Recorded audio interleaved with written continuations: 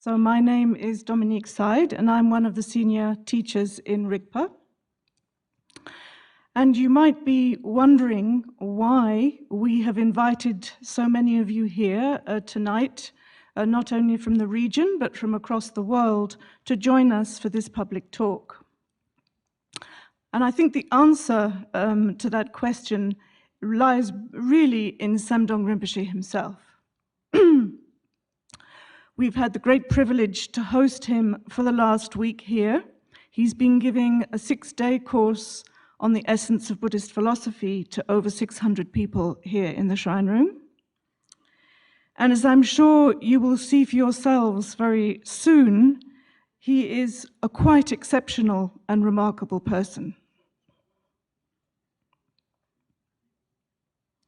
He served 2 terms as the first democratically elected Prime Minister of the Tibetan government in exile. And he continues to be a close associate of His Holiness the Dalai Lama and often serves as his representative. Some of you may remember in 2006, when the Dalai Lama was due to visit Lerab Ling, he had to cancel his visit at the last moment and actually sent Samdong Rinpoche then as his representative here. So this is his 2nd visit to Lerab Ling. Samdong Rinpoche plays a prominent role in supporting the ethical and compassionate vision of His Holiness the Dalai Lama across the world. He was born in Tibet, and he was recognized according to Tibetan tradition as an incarnation of the 4th Samdong Rinpoche. And he began his studies in Drepung Monastery in Tibet before he had to flee in exile in 1959, when he went to India. And he continued his studies in India. And in fact, he told us the other day that it was at that point that he was asked to learn English as a foreign language. And he told us that he was the sort of group leader of a little band of people who objected to learning English as a foreign language. I thought that some French people here might feel quite sympathetic towards his position. Anyway, once the Dalai Lama actually asked him to fulfill quite a number of high responsibilities, he realized that English is quite a useful language to learn. So he now speaks fluent English and fluent Hindi, as well as Tibetan. So His Holiness Dalai Lama invited Samdong Rinpoche to work in various capacities, particularly in Tibetan cultural and educational institutions. And he was appointed director of the Central Institute for Higher Tibetan Studies, where he played an enormous part in educating several generations of Tibetan scholars. He's widely recognized as an eminent and distinguished scholar, teacher, and philosopher. And in recognition of this, he was appointed president of the Association of Indian Universities. And in addition, and this is one of the reasons we invited some of you tonight, he is an authority on the teachings of Krishnamurti and of Mahatma Gandhi. And his stand on non-violence and on other important humanitarian issues of our time is exemplary and an inspiration for us all. A number of his talks have been collected together in a book which has just been published called Uncompromising Truth for a Compromised World: Tibetan Buddhism and Today's World. And tonight, as Sam mentioned, he will be speaking on what Buddhism has to offer the modern world.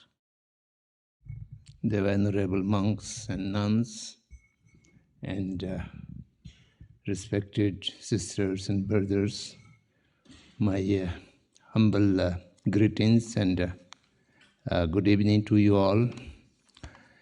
In the beginning, at the outset, I would like to acknowledge and welcome the leaders and members of the local political, religious, and community organizations who are with us here. And apart from that, all our local friends who have come tonight for this talk. The audience who is also following the talk via video, I welcome you all. I was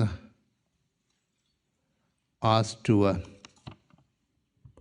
talk on the subject or topic, what Buddhism has to offer the modern world. It is a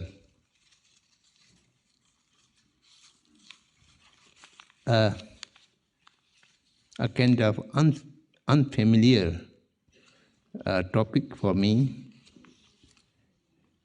So at the beginning, I must apologize that I do not have any prepared presentation or speech. We might discuss what Buddhism has to offer to the modern world, but I do not have anything to offer to you, which is worthwhile to be considered as offering.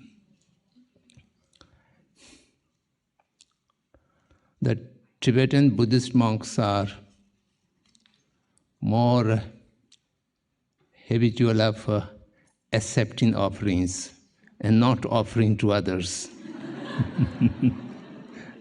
That's why the communist Chinese leaders accused the Tibetan Buddhist people, Buddhist lamas and monks, as yellow robbers and red thieves. That's referring to Rinpoches and the monks. They are considered to be exploiters of the community or the society. That was communist view. However, I think there's some important matter if we look into this topic more seriously. What Buddhism has to offer the modern world. So first we have to discuss what is Buddhism. And then we have to discuss what is the world or modern world. And only thereafter we might be able to find out whether anything has to offer or nothing is to offer. Buddhism, many people understood as one of the religious traditions, no more, no less. That concept, that understanding might not comprehending exactly what is Buddhism. Buddhism is not exactly a religion in the strict terms, in strict connotation of the term. In India, there's an expression some of the scholars used to say that the Islamic is a holy religion the Hinduism is a way of life. Buddhism is a science and philosophy. So there might be some difference between the various traditions. I definitely do not say that Buddhism is superior to any other religious tradition. I am only saying that there are differences, there are similarities, and there are also dissimilarities. So without noticing the dissimilarities, we will not be able to understand all religious traditions as equal. Then you may not be able to understand the greatness of each one of the religious traditions. Each one of the religious traditions are so great, so holy. So we shall have to respect every religion equally. Therefore, the Mahatma Gandhi interprets his concept of secularism as Sarva Dharma Sambhava. Sarva Dharma Sambhava means absolutely equal respect to every religion, no distinction between any religion. That is the real secularism in his view. Of course, the other Indian people translated the English word secularism as Dharma Nirpechta. That's something very horrible. It says we are not concerned to any religion. Nirpech means just ignore, nor taking note of. So that is not the meaning of secularism. Of course, the secularism can be interpreted in many ways. Negation of religion, against religion, or not abiding by the religious tenets well in the process of lawmaking. So there are different ways of interpreting it. But what Gandhi said is the most appropriate thing, to have respect, equal respect to every religion, not distinction. But a person shall have to practice one religion, one's own religion, and try to stick to it throughout life. Unless there is a very reasonable cause or convincing logical cause, the change of religion is not a good thing for a respectable human being. In spite of no difference between the different religious traditions, yet there is a suitability to human individuals. That's why His Holiness the 14th Dalai Lama always says the numerous different traditions of religions is a necessity to different humanity. One religious tradition is not enough to entirety of the humanity. That's true.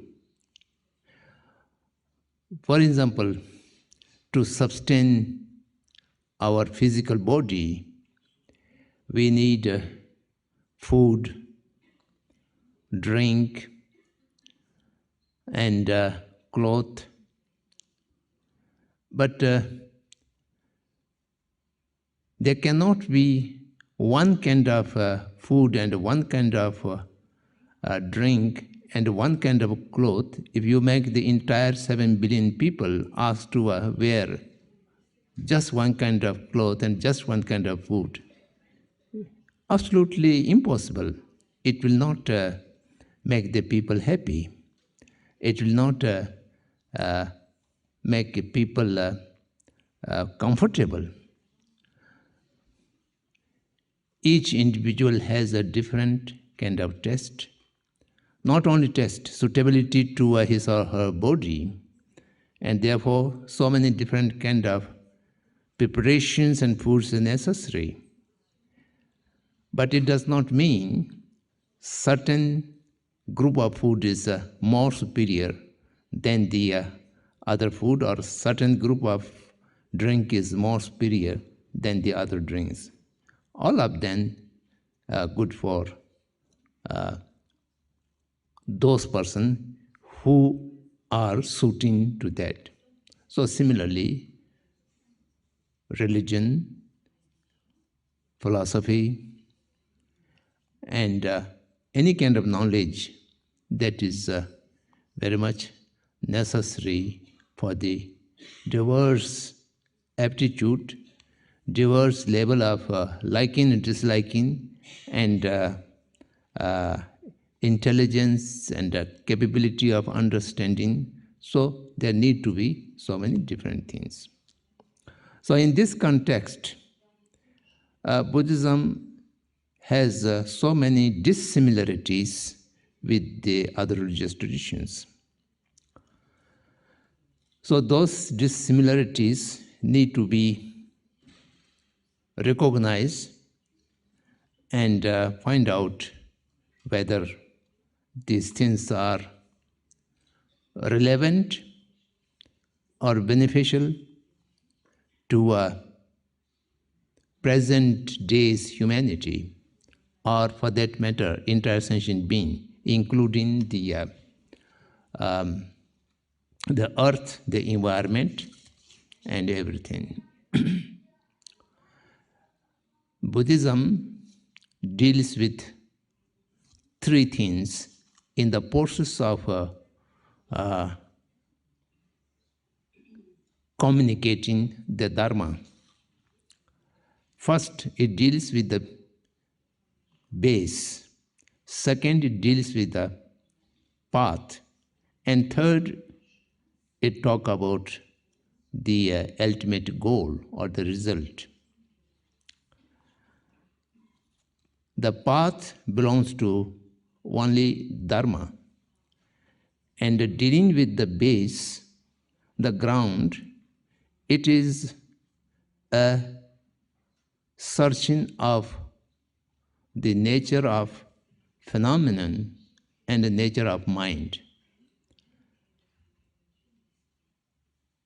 The inquiry, the analyzation to find out what is the exact nature, how the mind and how the phenomenon do exist, and how the mind and phenomenon has a relationship. These things are either belonging to a philosophy or the science. The Buddhist science do not have any external laboratory or tools to make experiments. The entire Buddhist science makes this experiment within the laboratory of the mind through analyzation, visualization, or concentration. It tries to improve the mind in order to experiment on the matter or on the phenomenon in a more better way, instead of developing the external tools or instruments. So the mind is trained in concentrative stability meditation, analytical sharp meditation, and enlargement of the intelligence and power of understanding, and by that it tries to find out the reality of the mind and matter or mind phenomenon. They do the search quite similarly, the search the modern scientists do. That's why there is a possibility of engagement and dialogue between the Buddhist people and the modern science people.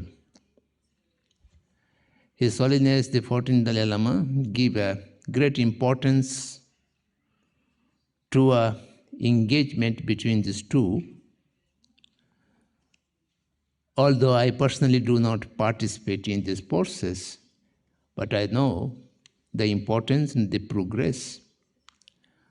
For the last more than 30 years, more than 25 conferences or dialogues have been taking place in various parts of the world, and a number of different very celebrated scientists has taken part, and they do appreciate that there is a possibility of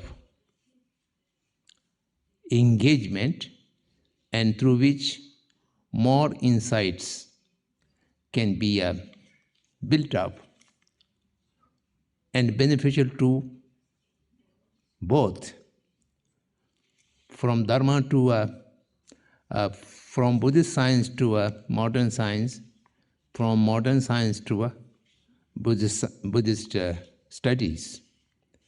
That's why His Holiness encouraged all the Buddhist monastic institutions in India to introduce introductory course in various modern sciences, so that the Dharma people may not be absolutely ignorant of the basic of the basic principles of the modern science. So there's a lot of interaction and a lot of dialogue. So Buddhism shall have to be seen as a subject which includes the inquiry into the nature of entire phenomenon and also the mind, both mind and matter, through which the reality of the existing can be discovered, revealed, and understood. Thereby, the perception and the cognition can be improved and enlarged. Then also, Buddhism do have references or discussions or principles on the matters of social, economic, and politics. These are the basis of development of modern world, the contemporary world. Buddhist in-depthly deals with the right livelihood. And on that basis, the Bhutanese has come out in a theory, on a principle, instead of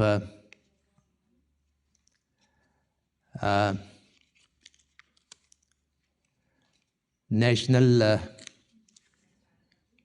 gross income production, they talk about national gross happiness. And this principle is completely drawn out of the Buddhist principles of socio-economic development theory. Sometimes it's funny. A few months back, I met a researcher at Hyderabad, and she was quite unhappy and with anxiety. She come to us and discuss. So I asked her, what is the matter? She says, it is very difficult to find out a yardstick to measure the happiness. So what is necessary to measure the happiness? Happiness is happiness. She says, no, I'm working on the principle of national gross happiness, and there must be, when we theorizing it, there must be certain yardstick and certain cross-cutting principles through which the gross amount of happiness can be measured and put into categories or statistics. So we laughed. So happiness is very difficult to be maintained and to be achieved if you do not have the basic, basic technique. Anything can become a cause of unhappiness, as we discussed the other day. So, similarly, the Buddha's teaching has a lot of things about the political systems, particularly the principles of democracy, equality, and all these things. 2,500 years ago, Buddha set up his Bhikkhu Sangha and Bhikkhuni Sangha, complete in the system of equality and democracy. There was no singular authority.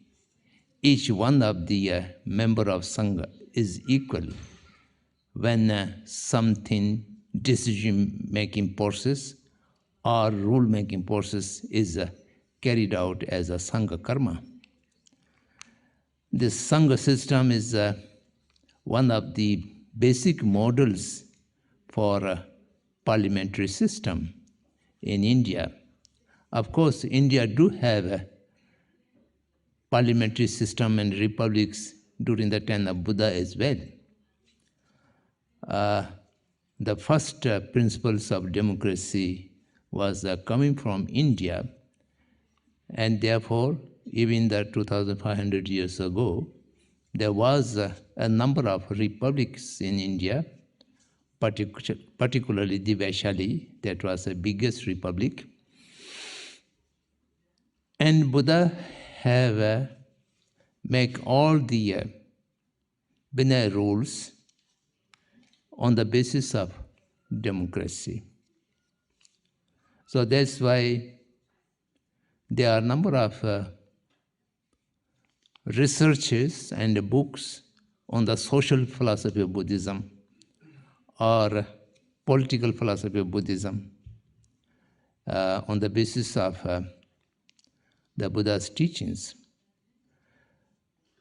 So, therefore, Buddhism is a vast subject, and it has reference to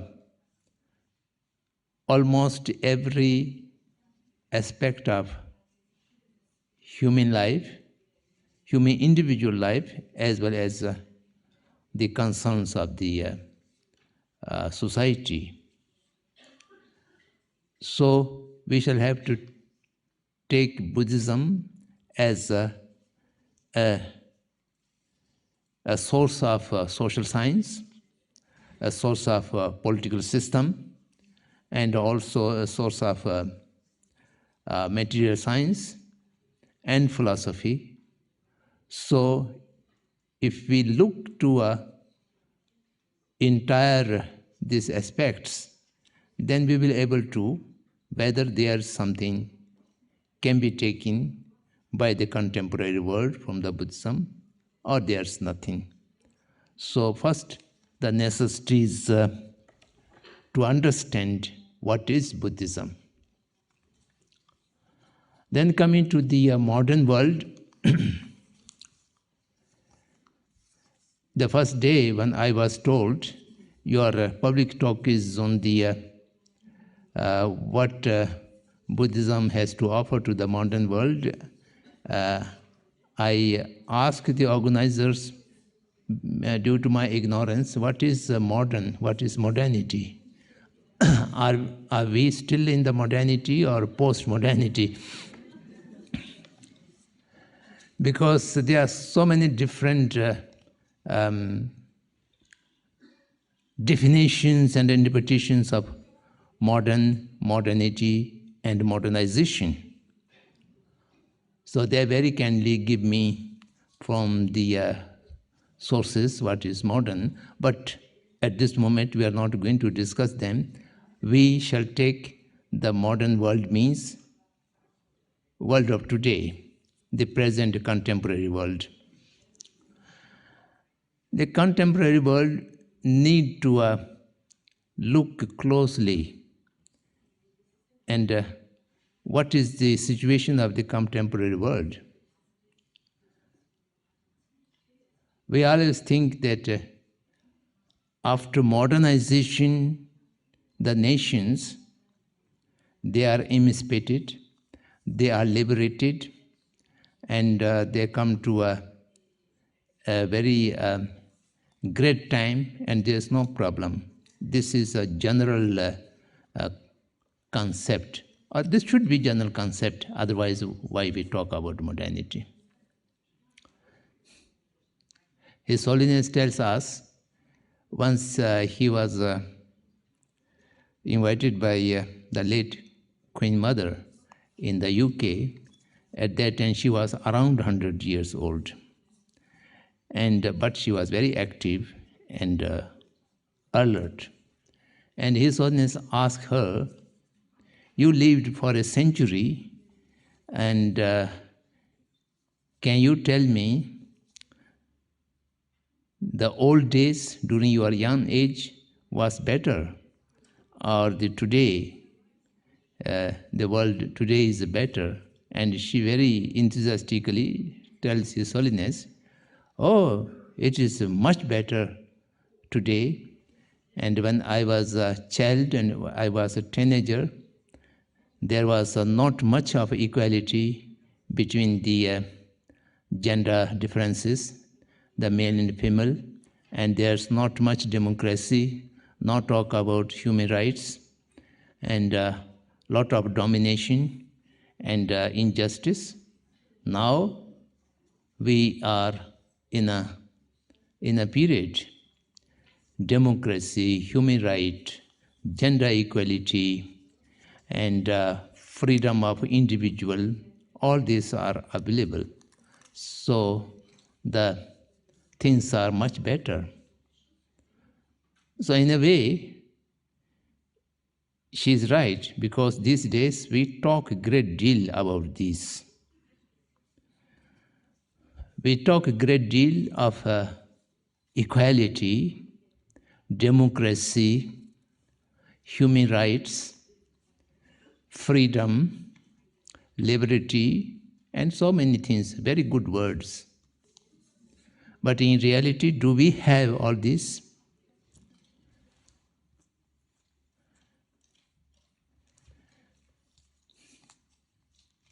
There are a lot of contradiction in our life, not only in individual's life, the life as whole, human society, and the life of nations. For example, we take the issue of democracy. What are the principles of democracy? If we look to the highest or the biggest organization, the so-called UNO, United Nations Organization, which had around 200 member nations, I think 198 or 197. Around 200 member nations, all the decisions are taken by one nation. And we accept it as a democracy. So if this is a democracy, then what is wrong with the kings and the queens and the emperors? If one nation or one person is able to take a decision on behalf of the entirety, the membership. In the nation's level, Gandhi had remarked the parliamentary democratic system very severely in his Hindu Swaraj.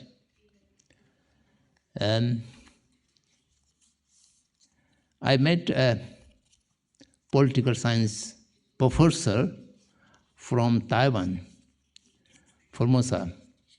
And at that time, Formosa was newly democratized, and multi-party democratic system was set up, and the presidential elections were concluded. I just congratulated him that you have a very smooth transition from a totalitarian to a multi-party democratic system. I congratulate you. And he posed very well. Yes, you are vulnerable, but I don't know it is for better or for worse for our nation, I can't say. So I was taken aback. He was not an ordinary person, he was a professor of political science. He should have reacted that, yes, now we are democratized, we are so great, and so on and so forth. Then I asked, why you are so pessimistic about your democratization? He said very seriously, yes, there was a kind of totalitarian, but at that time, everybody thinks for interest of the nation, the total population. Now we have a multi-party democracy. The party interests are much more giving importance than the national interest. If there is a crucial interest of the party which is contrary to the national interest, they will not hesitate to take decisions on that direction.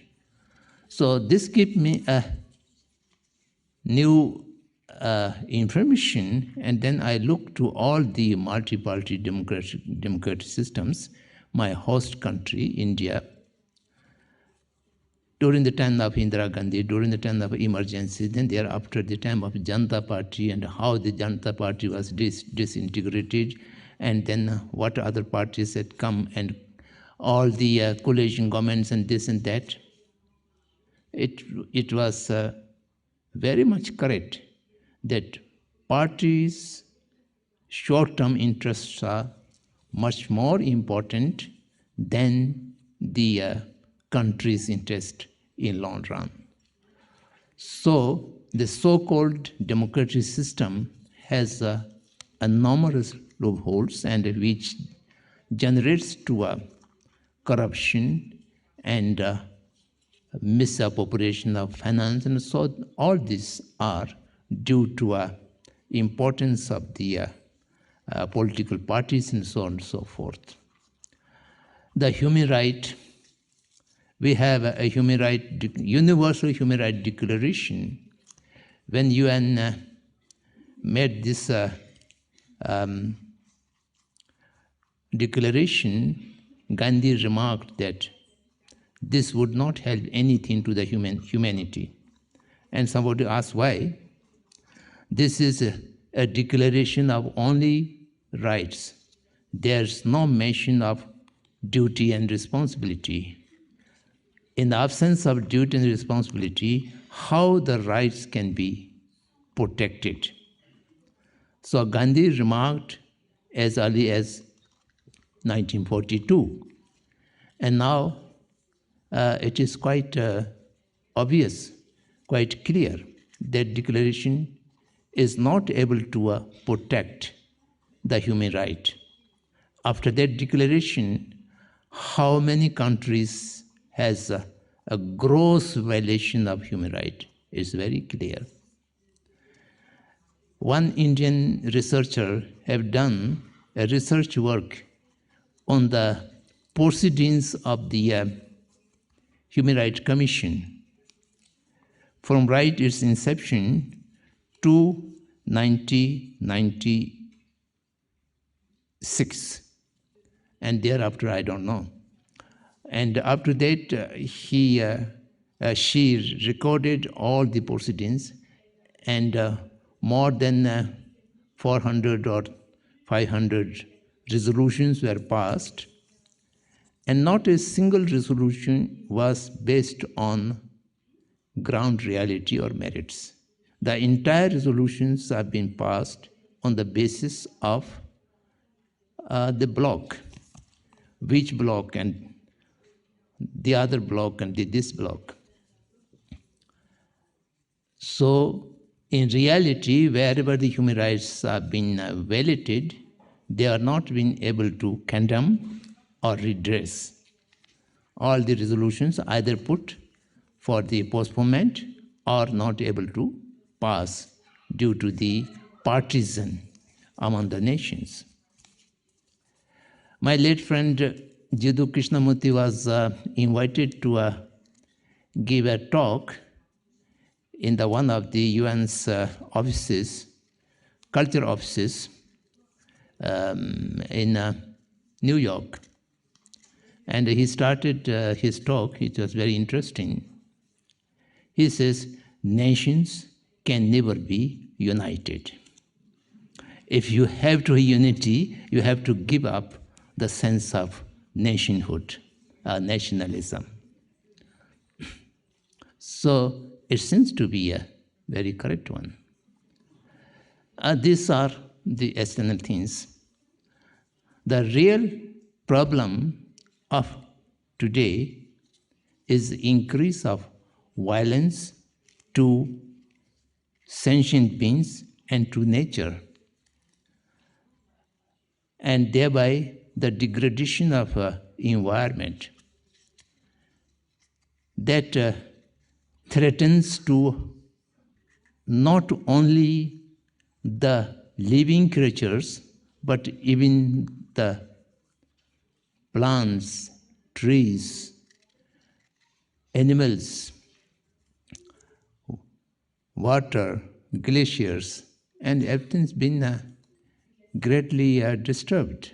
The global warming and the climate change, on which successive conventions have been organized, everybody talk about the real situation.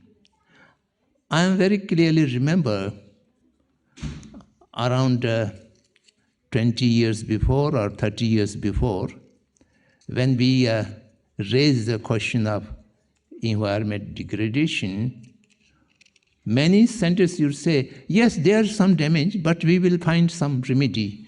the scientific knowledge is capable of finding all remedies, whatever may be damaged here and there. So these are small things, and on the contrary, we are making a great leap forward in the progress. So we will find out some remedy to repair the damage of environment. But now, for the last around 15, 16 years, the majority of science people says, we cannot do anything, we have no remedy. The science will not able to find any way to stop, to reduce, or to repair what the damage has been done to the environment. And unless and until we change our lifestyle, to change something drastically, make a decision for the betterment of the environment, there's no way to restore it. It's our lifetime experience. I live in India, place like Ladakh. The whole year they used to have a half-inch rain or 1-inch rain. So therefore all the house roofs are not waterproof, they're not necessary to make traditionally. And there was a flood 3 years before, and more than 400 people died. And this kind of visible change in the environment. And this year, I lived in India during the last 3-4 months, the monsoon season. The half of India is suffered by drought, and the half of India is drowned in the flood. So, great disaster. And all these are not speculation, not theory. We do experience directly. And 30 years before, we used to travel by train anywhere in India. We take water from the railway stations and drink it. Today, we can't take water. We have to carry water with us or give money to the multinational companies to purchase a bottle of drinkable water. And all the waters are being polluted. The basic necessity for survival of humanity, not only humanity, survival of any living creature, the water is necessary and which has been polluted, including the rivers and the water from the wall or underground water. Everything is polluted. The entire water in the Punjab area polluted, and from one district there are 40,000 cancer patients which are now recognized as a result of excessive use of chemical fertilizers on the field, and which goes onto the groundwater and which cause such a great number of cancer diseases. So this kind of thing. So we don't have now drinkable water, and the day will not be far away. We shall not have a clean air to breathe. So today we carry water, and then one day will come, we shall have to carry back of oxygen to breathe. Otherwise the entire air would be polluted. So this is the real situation of today. Violence become a trade. So no one going to reduce violence. Everybody talk about fighting against terrorism. No one is really willing to put an end to terrorism, because putting an end to terrorism or putting an end to war or possibility of war means reduction of market for weapons. And the market industry needs market. The weapon industry needs a market, and weapon industries are not going to change their production, and their market can only be available or sustained if there's use of the weapons, destructive weapons. And if there's no use of the destructive weapons, then these productions or these industries will not have a market or profit. So therefore, it is a necessity of an economic section. The demand of weapon is depend on the consumption of weapon, and consumption of weapon can only be possible if there's a war, or there's a threat of war, or there's continuity of terrorism. So all these are very clearly visible to everyone, but no one is willing to make a change, a shift to these policies. In the past, there was ignorance. People do not know much of the result of environment degradation. Now everybody knows it, and it is dangerous. That is also knows the scarcity of water is going to come, or the scarcity of rising of sea level is going to come. Climate change is very visible. In spite of this, no one has a will to address to these problems, the serious problems. So, what we should say, it is knowingly inviting a kind of suicide. The earth is going to destroyed by environment degradation, and everybody knows it, and in spite of that, after conventions, they are not able to reach an agreement to address to this problem. And there's no will or agreement to reduce the use of destructive weapons or production of destructive weapons. And apart from that, anyone can very easily understand that the production of mass destructive weapons not going to be used, or going to be used, they will use one and then need not to use over and over again. One weapon is enough to destroy the entire planet Earth. But still we are keep on to produce them and accumulate them. A numerous number of people are starving, having no food, having no shelter, having no clothes, having no medical treatment, having no any security and education. That is very visible. In spite of that, we spend the majority of amount on such useless things, such as production of weapon or compilation of mass destructive weapons, or harming to the environment, and so on and so forth.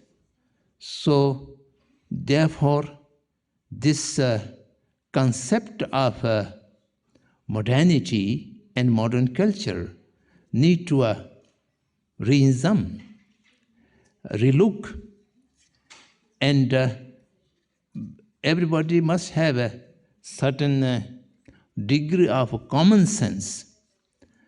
If they are not concerned for other people, they must concern for themselves. So this is, I think, a very, very urgent issue for everyone. It's therefore the teaching of universal responsibility the teaching of a compassionate mind and the teaching of treating every sentient being as equal or as a potential of evolving up to the enlightenment. These few basic principle, not relating to any ism. It can be practiced by even non-believers, which content in a Buddhist canon, Buddhist literature, can be used by the humanity. And I think it will be used because I'm noticing last 53 years, people drawn to the Buddhist principles in a very rapid way. And there are so many people are now interested into the Buddhism. Whosoever is interested into Buddhism, I would encourage them and I would request them to take whatever is practicable, applicable to their life, they should take. And they need not to become a Buddhist. Everybody should better to remain whatever their traditional faith or traditional religion, but the compassionate is not contradicting to any religion. The sense of universal responsibility do not contradict any religion, any faith. And a sense of respect to every life do not contradict any religion. So these things we Buddhist people may not able to offer appropriately to you, but you can take them. This is nobody's private property. The Buddha's teachings are, in a sense, there's no copyright. And everybody may learn them, may inquire into them, and may adopt them, and thereby we might be able to do something to save the planet. We have so many challenges at this moment. The modern world has more challenges than our available facilities. There are challenge of increase of population. There is a challenge of increase of economic disparity and artificial economic recessions. And there are challenges of gap between haves and have-nots. And there are challenges of the ever-increasing life-threatening violence everywhere. No one is feel safe nowhere. Each day, whenever I go to the aerodrome, so everyone is a suspected person. Everyone is considered to be possible terrorists. And we have to remove shoe, and we have to remove head and turban to go through the security. So scared, so feared. So each one of the passengers, human beings, are considered to be a potential threat to someone else. How we can feel we are living a civilized society or civilized humanity? Sometimes it's very depressing. This is the challenge of the increase of violence industry and violence market, the violence trade, that is threatening to us. And environment degradation, having no water, having no air clean, and how we can survive. And finally, the source of emancipation, source of liberation to everyone is considered to be the religious traditions. The religious traditions are most disappeared, and the name and institutions are left. Now the name of religious traditions and the religious institutions are again used for division of humanity and conflict. There is a expression, religious intolerance.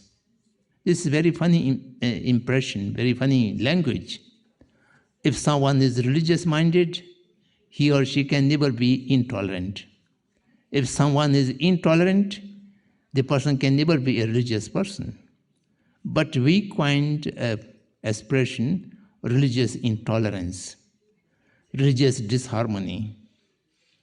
So this is also, the religions are also, the humanity have made something problem, something threat to the unity of the humanity. So it's great time, it is urgent time to think seriously and do something for the betterment of humanity. I am not making a very pessimistic statement. Of course, there are so many good things you might have seen, but whatever I have mentioned is not an exaggerated lie.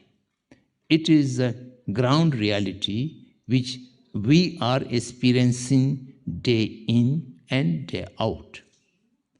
So therefore, if we have a certain sense of responsibility, accountability as a human being, then we must pay attention to the sense of responsibility and awareness of our accountability, and as a member of human society, what we ought to do. And for that matter, whatever the Buddhist canon has something to be useful, and that you can take as an offer of the Buddhism. I think I should stop here. My summation, what I have said to you, is a not very pleasant one, and a not very encouraging one. This is how my thought and my words have been just come out the flow. Otherwise, I should have talked the beautiful things. We can offer this and we can offer that, and Buddhism can offer so many things, and the modern world is so beautiful. If I talk in that way, it would have been better. But the reality which is in front of our eye and which we are experiencing throughout our life, that comes out. And if somebody felt it unpleasant, I apologize, and I wish you all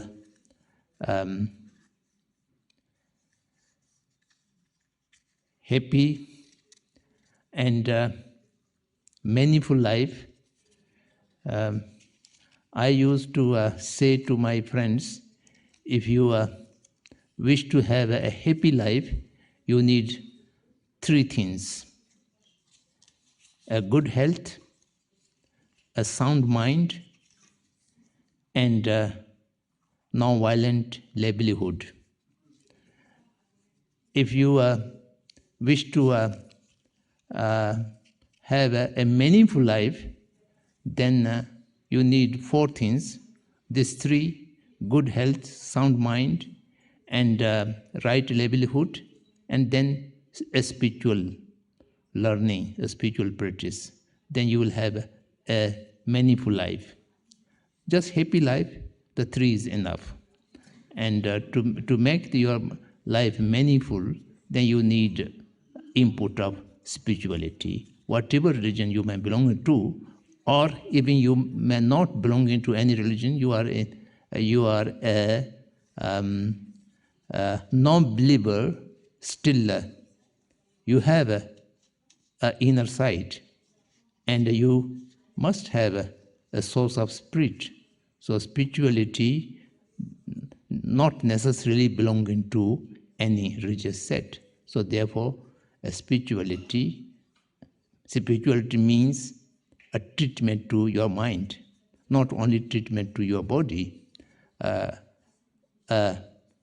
kind of nourishing of the mind and the inner side of humanity is also necessary. Thank you very much for your attention.